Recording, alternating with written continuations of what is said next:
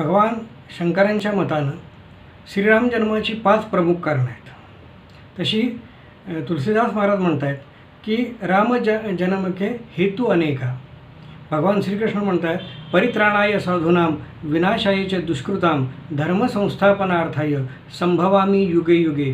पण भगवान शंकरांनी रामचरितमानसेमध्ये तुलसीदासांच्या त्यात त्यांनी विश्लेषण केले की श्रीरामांची जन्माची 5 कारणं आहेत। त्यातलं पहिलं कारण आहे जय विजय, दुसरं कारण आहे तुलसी माता, तिसरं कारण आहे नारद मुनी, चौथं कारण आहे आपले मनु आणि 5वं कारण आहे प्रताप भानू म्हणजे जे पुढं रावण बनले। तर जय विजय काय झालं की एकदा ते भगवान विष्णूंच्या दरवाजेचे द्वारपाल होते, ज्यांना सिक्युरिटी गार्ड म्हणतात तर ते सिक्युरिटी गार्ड असताना सनतकुमार, सनक, सनंदन, सनातन अशी भगवान ब्रह्मदेवांची 4 मुलं भगवान विष्णूंच्या दर्शनाला वैकुंठात गेली असताना त्यांनी जय विजयाने त्यांना प्रतिबंध केला, आत जायला परवानगी दिली नाही। त्यावेळेला त्यांनी सांगितलं की तुमच्यात अहंकार वाढलेला आहे, तुम्ही हरिभक्तांना हरीचं दर्शन घेण्यापासून परावृत्त करतात, त्यामुळे आम्ही तुम्हाला शाप देऊ। तर हे ऐकून भगवान विष्णू आतून आले, त्यांनी ह्या 4 ऋषीमुनींची चांगली पूजा केली आणि त्यांना सांगितले की जो तुम्ही त्यांना शाप देता त्यांचा जे त्यांच्यात अहंभाव आलेला आहे, पण हे पण माझे भक्त आहेत आणि तुम्ही माझे भक्त आहात, तर त्यांना एक थोडासा त्या शापातनं शापाचा तीव्रता कमी करा। तुमचा शाप ब्राह्मणाने दिलेला शाप हा निश्चित खरा होतो।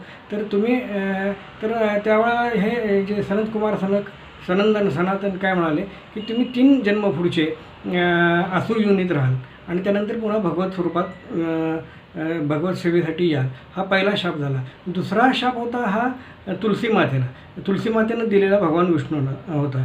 ती मागच्या जन्मामध्ये वृंदा नावाची एक स्त्री होती, तिचा नवरा होता जालंधर, हे असुर योनीतले लोक होते।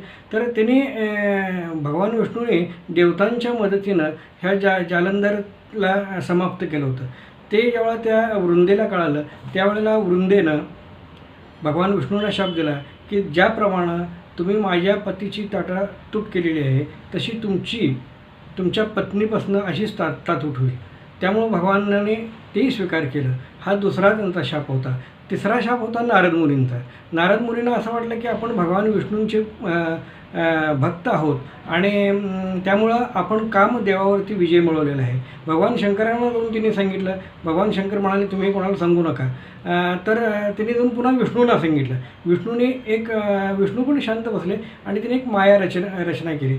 तर तिथं त्यांना एक मुलगी दिसली मायादेवी नावाची नारद मुनींना। तर त्यांनी ती इतकी सुंदर होती की भगवान विष्णूला नारद मुनींनी प्रार्थना केली की तुमचं जे अत्यंत दिव्य देखणं स्वरूप आहे ते मला प्राप्त व्हावं, म्हणजे ही मुलगी मला मिळेल आणि मी तिच्याशी लग्न करेन।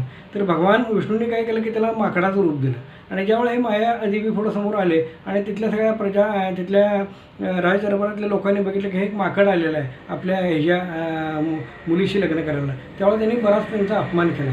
पण भगवान विष्णूंनी राजकुमाराचं रूप घेतलं आणि आले आणि त्या मायेनं त्यांच्या काळात वरमाळा घातली। ज्यावेळेला नारद मुनींना कळालं की हा विष्णूंनीच केलेला प्रकार आहे, त्यावेळेला विष्णूला त्यांनी सांगितलं की तुम्ही मला असं केलेलं की मला पण पत्नीपासून दूर केलं, तसं तुम्हाला पण तुमच्या जन्मात होईल आणि तुम्हाला मला जसं वानर बनवलं तसं तुम्हाला वानराची मदत घेऊन तुमच्या पत्नीशी कनेक्शन परत जोडावं लागेल। हा तिसरा शाप झाला। चौथा होता मनु महाराजांचा। मनु महाराजांनी 23,000 वर्ष मोठं तप केलं आणि भगवान विष्णू प्रकट झाले। तर त्यांनी सांगितलं की मला तुमच्यासारखा मुलगा व्हावा। तर ते म्हणले माझ्यासारखा कोणच नाही आहे, तर मीच तुमच्या घरी जन्माला येतो। हा आशीर्वाद होता भगवंताचा। हा चौथा होता। आणि 5वा प्रताप भानू नावाचे एक राजा होते।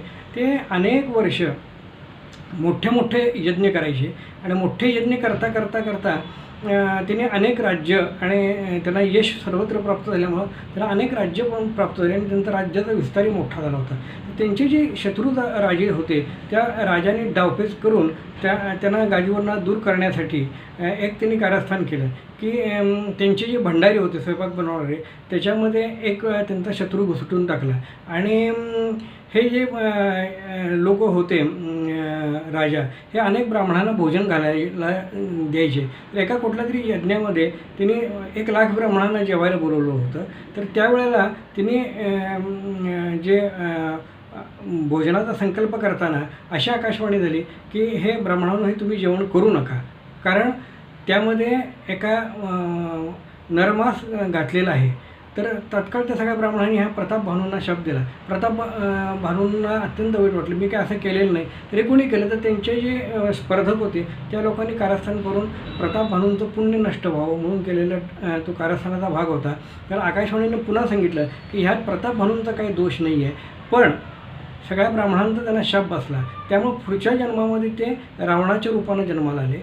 कुंभकर्ण रावण हे त्यांच्याच घरातली जी लोक होती ही पुढच्या जन्मामध्ये रावण रूपात आले आणि त्यांना ते राज्यपद प्राप्त झालं, अत्यंत श्रीमंत झाले. पण हा रावणाचा जो मागचा जो जन्म होता तो प्रताप भानू होता. तर ही श्रीरामाच्या जन्माची 5 प्रमुख कारणं आहेत असं तुलसीरामायणामध्ये सांगितलेलं आहे. आणि मी अनेक संतांच्या प्रवचनांना जात असल्यामुळं अनेक संतांच्या मुखातनं ही वाणी मी ऐकलेली आहे. मुरारी बापू असतील किंवा आपले गदी माडगुळकरांच्या रामायण मी अनेक वेळेला ऐकलेलं आहे आणि वाचलेलंही आहे पुस्तक रूपानं. तर अशा पद्धतीनं ही श्रीराम जन्माची कथा आहे की जी अत्यंत श्रवणीय आहे. धन्यवाद.